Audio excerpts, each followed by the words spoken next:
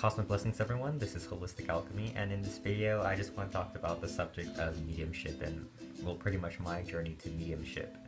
So since I was little, I thought it'd be cool to communicate with spirits or those who have crossed over. I always thought that it's just one of the coolest gifts ever.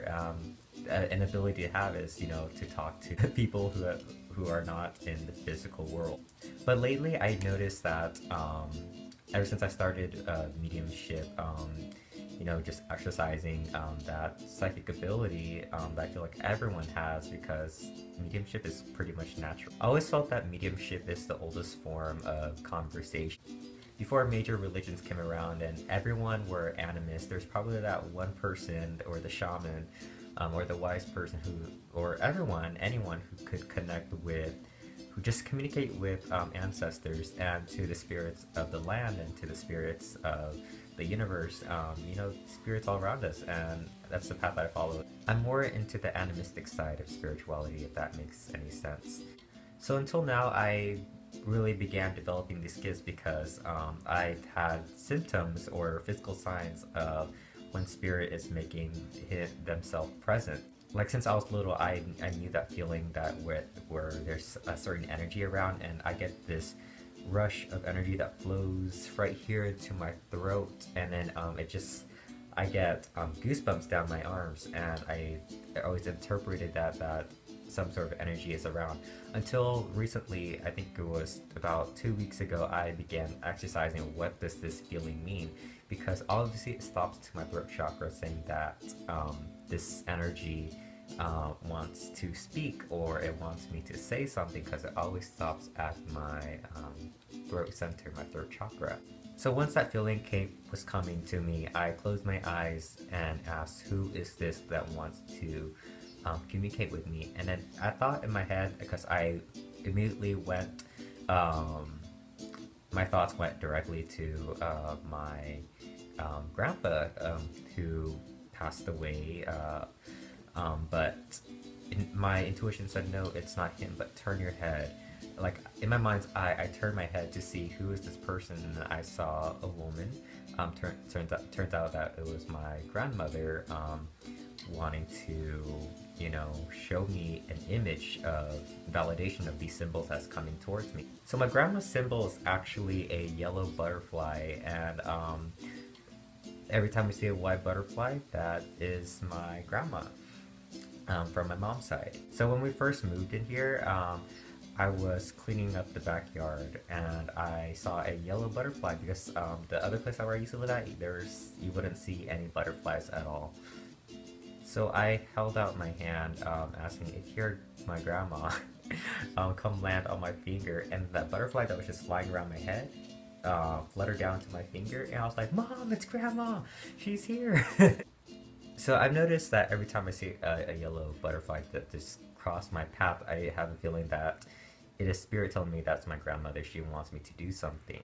So the other time that it has happened, we were going to the Bay Area, and we were at a fast food drive-thru. We saw a yellow butterfly just fluttering by, and I took that as a sign that, okay, my grandma is here. She wants me to do something. What am I forgetting?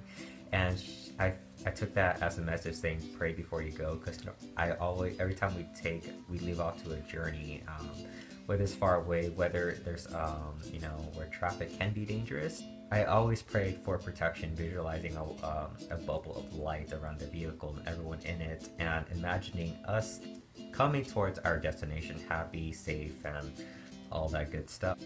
I've also gotten messages through dreams. Primarily they're from my own loved ones who have joined with the ancestors in the other side. It was back in 2003, I believe that's the date, and that's when my uncle from my dad's side has passed away, and he appeared in my dream. Like, I don't know why I had this dream of him, but in the next day we found out, I think that's when we came home, me and my sisters, we came home from school. That's when we found out that our beloved uncle has passed away. And then another one happened, I want to say like 3 years ago. I don't even remember the date, but he wanted to give me a message. He was in my dream showing me in his bottom, which is a Filipino outfit shirt. It's like see-through and all that.